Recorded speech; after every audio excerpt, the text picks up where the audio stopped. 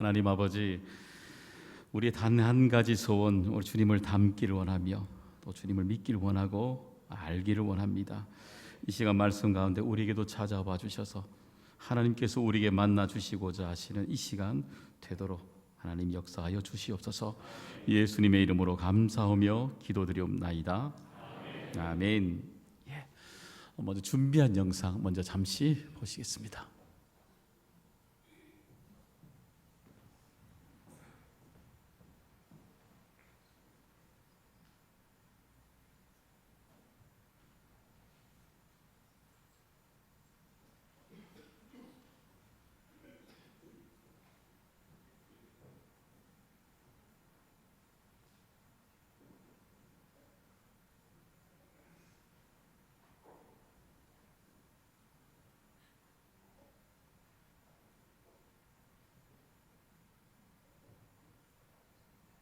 안녕하세요. 미남 크리스찬 표인봉입니다.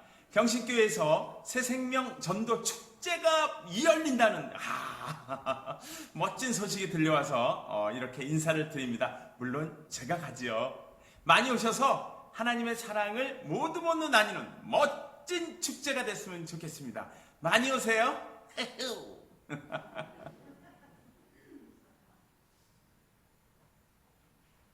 저기 평택? 평택대학교의 이제 이름이 신학대학원은 피어선 신학대학원인데 네. 피어선이 원래 이름이지. 네네네네. 그래서 역사신학 박사 과정에 있어요. 와, 얼마나 됐어요? 지금 이제 한 학기 마쳤고 네. 예, 9월부터 다시 2학기 시작되죠. 네. 아니 이거 왜 시작했어요? 죄송해서요. 네. 이 뛰어난 하나님의 이 법칙, 이 진리를 이제 알게 돼서 예. 너무 죄송하고 너무 잘 알고 싶고 예. 그리고 이것을 모르고 사는 사람들에게 정말 쉽게 알려주고 싶은 마음이 간절해서요. 예, 예. 바꾸셨네. 주를 향한 노래로, 소망의 노래로 나의 눈물을 어두신 주.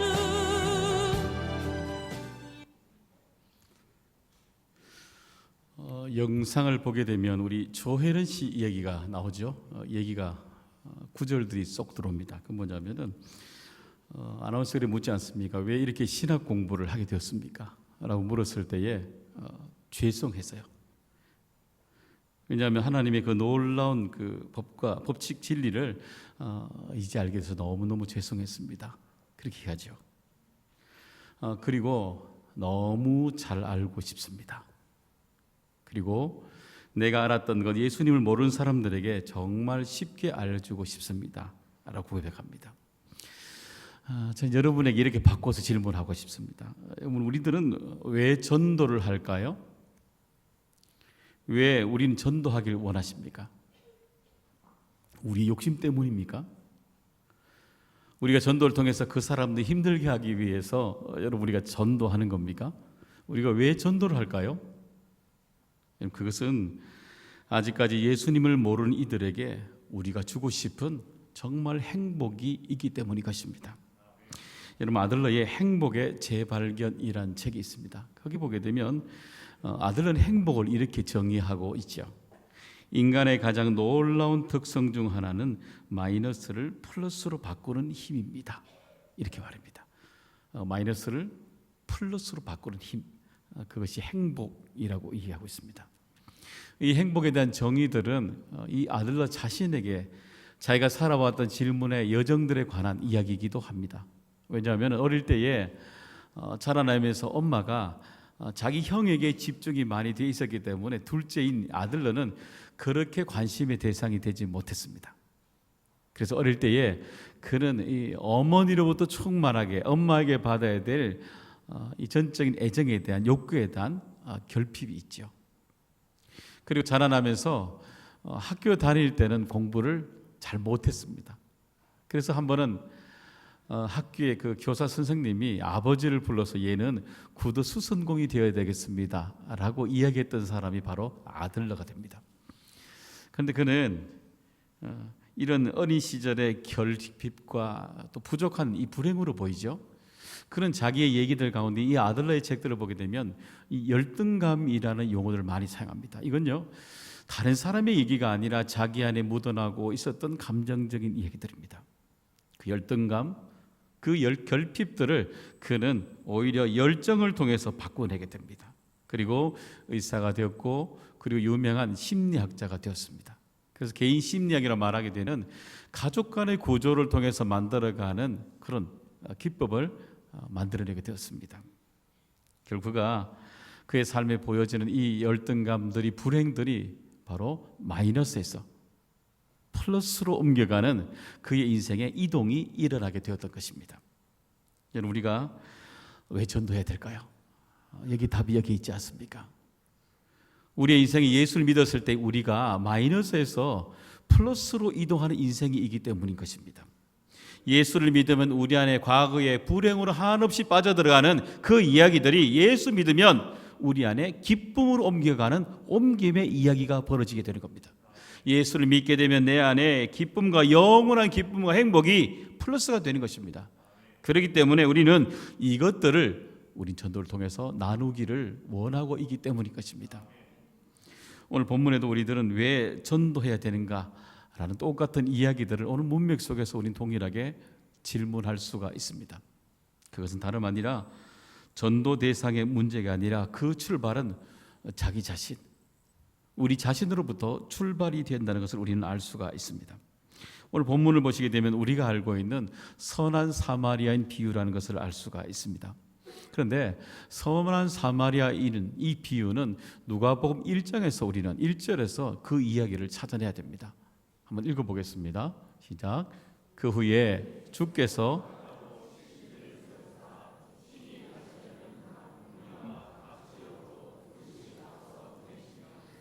여기 보시면 누가복음 10장 전체를 보시게 되면 그건 제자들을 파송하는 장입니다.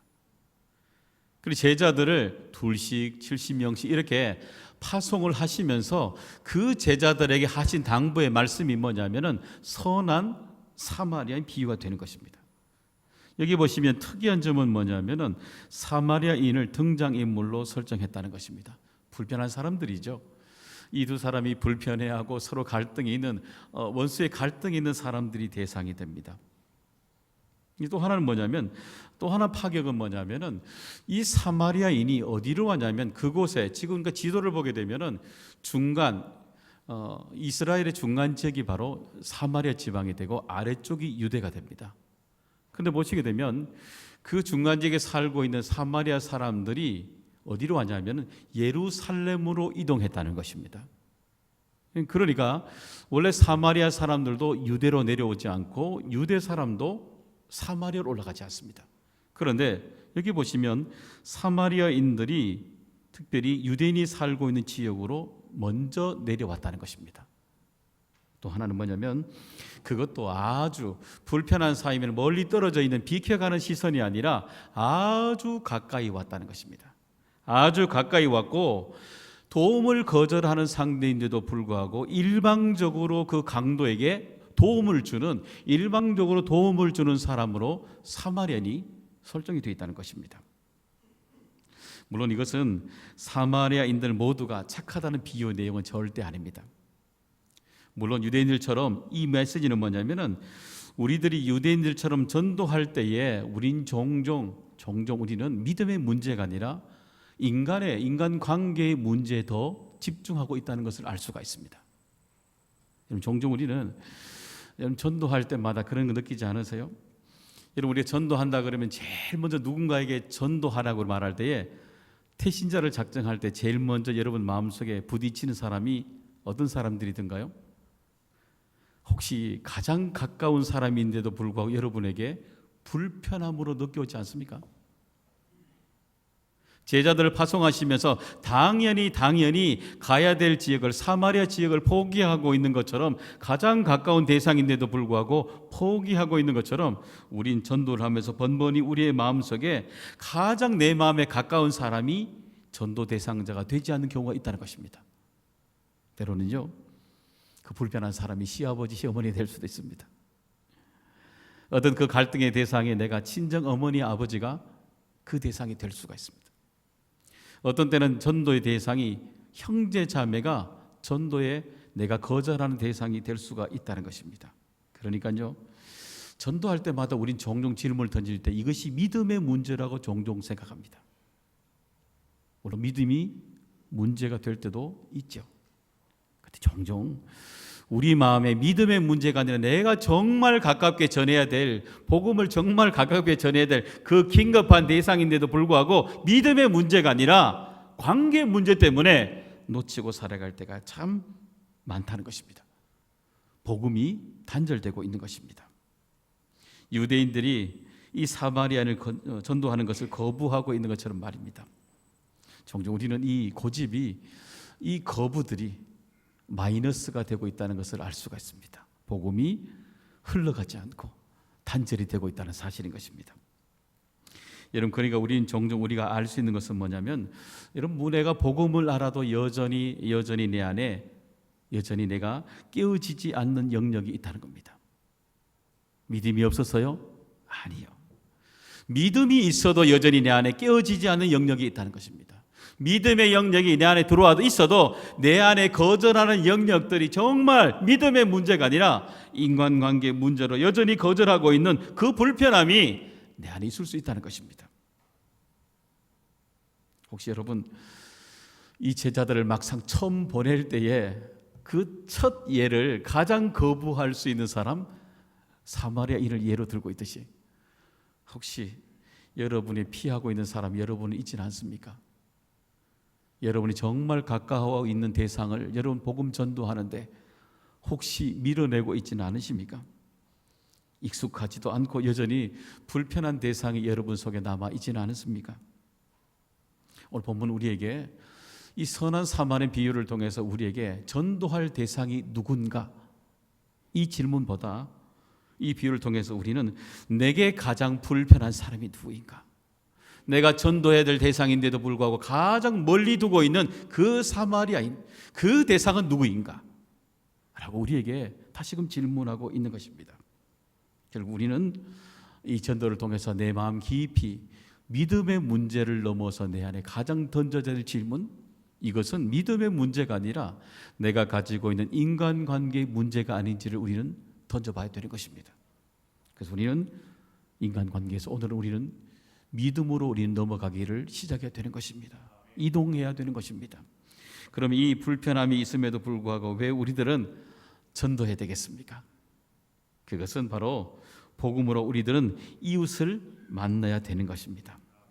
36절 우리 한번 읽어볼까요? 읽어보면, 내 생각에는 이 세 사람들 중에 누가 강도 만난 자의 이웃이 되겠느냐.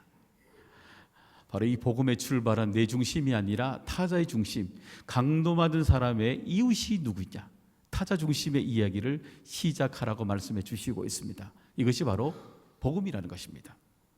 여러분, 어쩌면요, 한번 생각해 보시면 레위인과 제사장들은 극히 정상적인 인물이라고 우리는 볼 수가 있습니다. 왜냐고요? 여러분, 만약에 여러분이 외길로 걸어갈 때 그곳에 강도 맞은 사람, 초췌한 사람, 피범벅이 돼 있는 사람, 여러분 그 사람 앞을 여러분 지나간다 생각해 보십시오. 주위에는요 아무도 없습니다. 거기는 계곡 속에 있는 협길에 아무도 없는 사람입니다. 그러면 여러분은 그 자리에서 가는 길을 멈추고 그 강도 맞은 사람, 그 사람을 여러분 치유해주고 도와주실 수 있겠습니까? 여러분 그냥 지나가고 있는 모습을 보면 그 제사장과 레위인의 모습이 우리와 똑같다는 생각 들진 않으십니까? 그 사람들 유별하다고 생각하십니까? 아니요. 여러분 정상적이죠. 그런데 왜 우리 주님은 이 사마리안 비유를 통해서 이 사마리안의 얘기를 들고 있을까요? 그것은 뭐냐면 그리스도인은 달라야 한다는 것입니다. 불편하지요. 그런 모습이 있는 사람 내가 만나는 것 불편하지요. 그 사람에게 내가 가는 길을 멈추고 도와주는 것 불편하죠. 여러분 그리스도인은 불편하라는 얘기예요. 불편해야만이 일이 되는 거예요. 불편해야만이 강도 맞은 사람을 구원해 줄 수 있는 거예요. 우리에게 불편해라고 말하고 있는 것입니다. 그 사람의 중심의 얘기로 옮겨가라는 것입니다. 수가성 여인을 만날 때 우리 주님 뭘 하셨어요? 예수 믿으라 말했어요? 아니에요. 물을 달라고 말했습니다. 삭개오에게 우리 주님이 만나셨을 때에 삭개오에게 예수 믿으라고 말했어요? 아니에요. 그냥 집에 가자 그랬어요. 베드로에게 처음 만났을 때에 예수 믿으라 그랬어요? 아니에요. 깊은 곳으로 가자 그랬어요. 오늘도 우리에게 전도는 무엇인가요? 우리가 전도할 대상에 그 사람의 관심으로 이야기해 주는 것, 그게 복음이에요. 그 전도할 대상에게 생각하는 것을 먼저 가보아 주는 것, 그게 복음이에요. 그게 굿뉴스가 되는 것입니다. 우리의 관심이 아니라 그 사람의 관심에부터 옮겨지는 것, 물어주는 것, 동행하는 것, 그게 굿뉴스, 복음이 되는 것입니다. 그 관심의 이동들이 우리가 생각하지 못한 일들을 만들어내게 되는 것입니다. 여러분, 종종 우린 이런 일 있지 않습니까? 우리가 우리 여기 계신 분들, 여자분들, 성도들 중에 다들 우리가 임신하게 되지 않습니까? 임신하게 되면 여러분 태몽을 꾸게 되지 않습니까? 참 특이한 건 뭐냐면요, 이 태몽을 꾸게 되면 분명히 내가 임신하게 되면 내가 꿈을 꿔야 되는데 누가 꿈을 꾸던가요? 뭐 희한하게요, 내가 꾸는 경우도 있지만 대부분 누가 꿉니까? 시어머니, 시아버지, 친정아버지, 어머니, 뭐 친척, 그죠? 어떨 때 내 가까운 사람들이, 그죠? 어때요? 다 꿈을 꾸고 있습니다. 희한하죠? 이런 왜 태몽을 왜 다른 사람들이 꿈을 꾸어줄까요? 여러분 이상하지 않습니까? 제가 그래서 인터넷 설교를 준비하면서 왜 태몽은 다른 사람이 이 꿈을 꾸어줄까 딱 쳐봤습니다. 과학적으로 근거가 있는가 딱 쳐봤습니다. 결과 뭔지 압니까? 없음 나왔습니다. 없습니다. 이거 참 신기하죠? 왜 꿈을 꿔줄까요? 우리가 내 거 아닙니까? 근데 왜 꿈을 꿔줄까요? 근데 공통점은 뭐냐면요, 태몽을 꾸어주는 사람의 대부분의 공통점은 뭐냐면 그 대상자와 관심이 있는 각별한 사람들이라는 것입니다. 그 사람들에게 관심이 그 사람에 있기 때문에, 내 관심이 타자에게 이동을 하고 있기 때문에 그 사람의 좋은 것을 전하는 이야기가 꿈에도 일어나고 있는 것입니다. 여러분, 이 관심이 선한 영향력을 만들어내고 있는 것 아닙니까? 33절에 보시면 그 이동의 얘기가 똑같이 나옵니다. 33절에 보시면 어떤 사마리아 사람은 여행하는 중 거기 이르러 그를 보고 불쌍히 여겨. 그의 마음속에 도망하고 싶은 마음이 아니라 어떻게 해요? 불쌍히 여기는 그 사람을 향한 마음이 생겨났다는 것입니다. 여러분, 만약에 저는 이 설교를 준비하면서 이 선한 사마리아인 비유가 37절에서 끝이 나게 됩니다. 그런데 만약에 실제 일어난 일이고 38절에 다시 이야기가 더 확대되고 진행이 된다면 어떤 일이 일어날까 조금 상상을 해봤습니다. 아마 그런 사마리아인 통해서 그 사람은 치료를 받았겠지요. 그리고 다시 찾아온 그에게 이렇게 말하는 겁니다. 당신은 부정한 사람인데 당신을 도움받은 거 너무너무 속이 상한다고 밀어냈을 수 있을 것입니다. 왜냐고요? 그것도 유대인이니까요. 그런데 중요한 것은요, 그 뒤에 똑같이 일어나는 것은 뭐냐면은 그의 상황이 불친절에도 불구하고 여전히 사마리아인은 이 내용의 얘기들은 어때요? 변함없이 그의 행동은 똑같이 그에게 대해주었을 것입니다. 왜냐하면 그가 움직인 것은 그 사람의 필요를 통해서 먼저 움직인 관심이 그로 하여금 움직였기 때문인 것이죠. 그 관심이 그로 행동하게 한 겁니다. 물질적으로 돕게 하고요, 나중에 돌아와서 돌봄까지 이런 놀라운 일들의 연장선상이 일어나게 된 것입니다. 여러분, 우리가 성지순례를 가면 아마 이 근처를 한번 가보게 될 겁니다. 가보게 되면 광야 협곡 속에 이렇게 협곡이 있어요. 평야지대가 아닙니다. 여리고에서 예루살렘으로 올라가는 그 협곡에는요, 그 능선능선이 그 위쪽으로 안쪽으로 이렇게 들어가게 되어 있습니다. 외진 길입니다. 아마 이 얘기는 그곳에 종종 이 강도받는 일들이 실제로 외진 곳이기 때문에 일어나고 있는 지역이라고도 합니다. 종종 거기서는 살인 사건이 많이 일어난다고 이 유대 역사가 요세푸스의 역사 기록에 그게 기록이 되어 있습니다. 그러니까 한번 상상해 보세요. 그때에 이 사마리아인이 거기서 강도맞은 사람을 만났습니다. 그때에 자기 것을 오히려 끄집어내어서 돕게 되고 치유를 하게 되고 어때요? 그리고 나귀에 태워서 그 협곡길이 어려운 길에서 끝까지 끌고 나와서 자기는 걷고 끌고 나와서 거기에 주막까지 돌봐주게 되고, 그리고 아마 거기에서는 예루살렘이 조금 더 걸어가야 되기 때문에 갔다가 오는 길에 아마 그 사람이 다시 돌아와서 그 사람을 돌본 얘기가 여기 있지 않습니까? 여러분 보이십니까? 복음의 거리가 보이십니까? 사람의 범위가 보이십니까?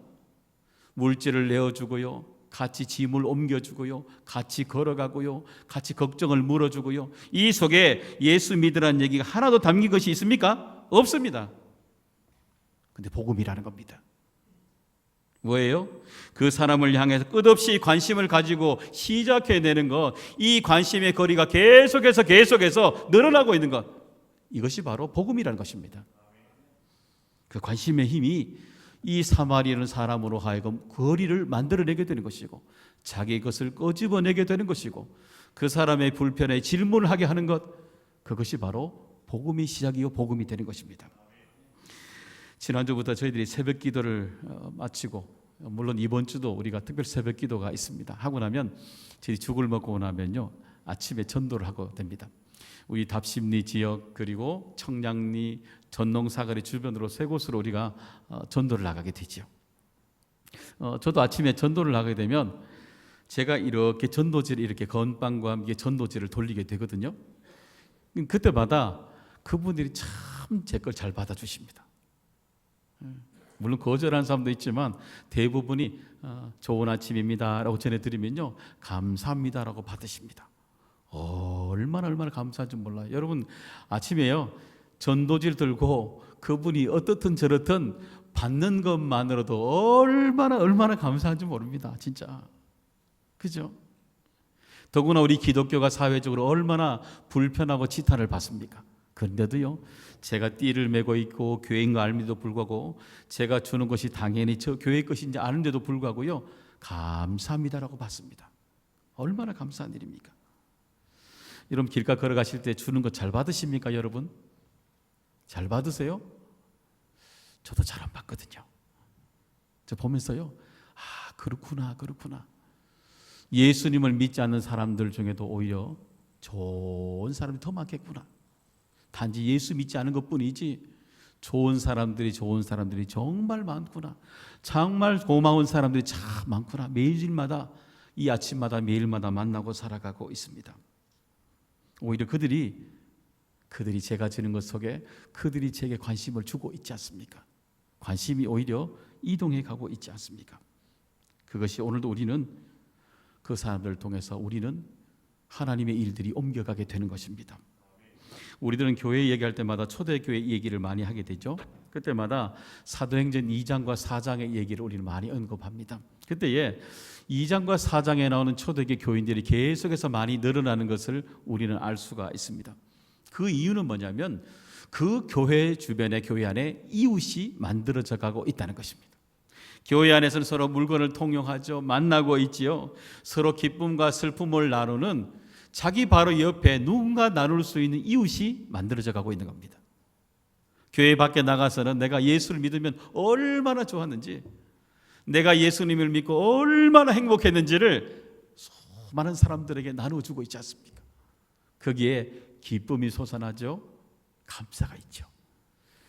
내가 예수 믿고 난 뒤에 내 삶에 변화된 얼굴들이 그들 가운데 다 나타나고 있기 때문에 많은 사람들에게 나눠주는 복음이 되어주고 있었던 것입니다. 여러분 그래서 초대교회는요 교회 안에 이웃이 만들어져가는 전도가 일어나게 된 것입니다. 교회 밖에서는 사람들 낯선 이들에게 우리 주님을 믿었을 때 얼마나 행복하지 믿는지를 통해서 나타나는 또 거룩한 이웃이 만들어지고 있었기 때문인 것입니다. 저는 우리 교회도 이런 이웃이 만들어지는 교회가 될 수 있기를 바랍니다. 우리는요 교회 안에서도 이웃이 만들어져야 돼요. 교회 밖에서도 이웃이 만들어져야 되는 것입니다. 날마다 우리의 얘기를 나눌 수 있는 건강한 이야기들이 우리의 관심사가 타자 중심으로 옮겨가게 되는 이 관심의 이동들이 이웃이 만들어지는 일들이 계속해서 나타나야 되는 것입니다. 내 이야기에서 옆 사람 이야기로 관심이 이동해야 되고요. 내 얘기가 아니라 그 사람 내가 만나게 될 그 사람이 들음을 통해서 관심이 이동해야 되는 것입니다. 내가 그 사람에게 전해주고 싶은 얘기가 먼저 우선이 아니라 내가 전도 대상자가 있다면 그 사람 얘기를 먼저 들어주는 건 이동해야 되는 겁니다. 그럴 때에 우리는 마이너스가 아닌 교회 안에 수많은 이웃을 통해서 우리는 밖에 통해서 우리 플러스의 인생을 살아가게 되는 것입니다. 저는 원하기는 우리 교회 주변에 이웃들이 많이 생겼으면 좋겠습니다. 함께 호흡할 수 있는 이웃들 말입니다. 그러면 어떻게 하면 이 이웃이 우리들 이웃이 있는 교회가 되겠습니까? 36절, 37절 우리 마지막 한번 더 읽어보겠습니다. 내 생각에는 이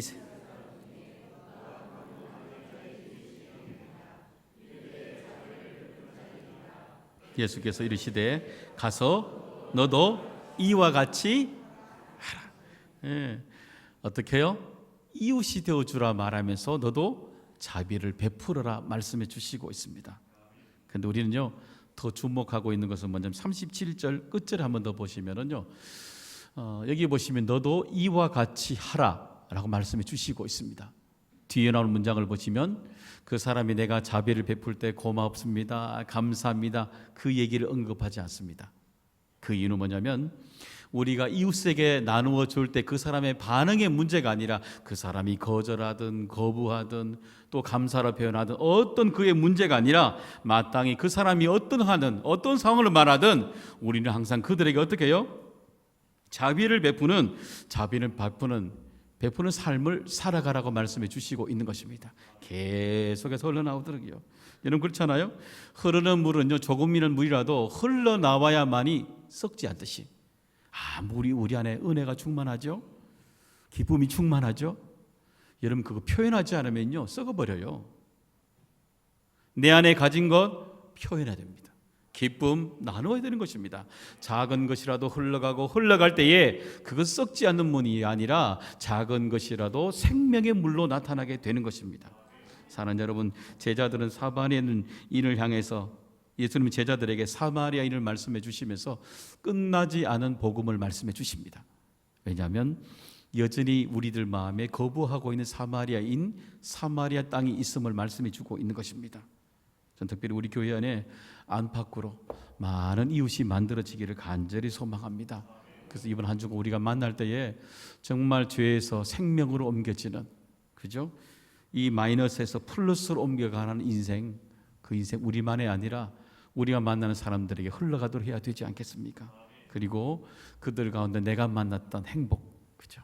예수님 만나고 내가 너무 행복했던 것, 예수님을 믿었을 때 내 안에 준 이 행복을 함께 우리가 만나는 수많은 사람들에게 함께 나눠주고 또 그들과 함께 호흡하는 이웃을 끊임없이 만들어가는 저와 여러분 될 수 있기를 주님의 이름으로 축원합니다. 하나님이 오늘도 우리에게 은혜 주셔서 말씀을 붙잡고 살아가는 저희들 날마다 우리 교회 안팎으로 이웃이 늘어나게 해주시고 정말 복음을 나눌 수 있는 삶의 자리를 만들어 주시고 그들의 얘기를 옮겨가게 해주셔서 하나님 그들을 불러주시고자 하시는 아직까지 우리 마음속에 사마리아인으로 남아있는 거절하고 있는 영역들 또 그리고 사람들 저희 함께 전도하게 해주셔서 믿음의 문제를 통해 흔들어 놓으시는 하나님의 역사 그 다음을 만나게 하여 주시옵소서. 예수님의 이름으로 감사하며 기도드리옵나이다. 아멘.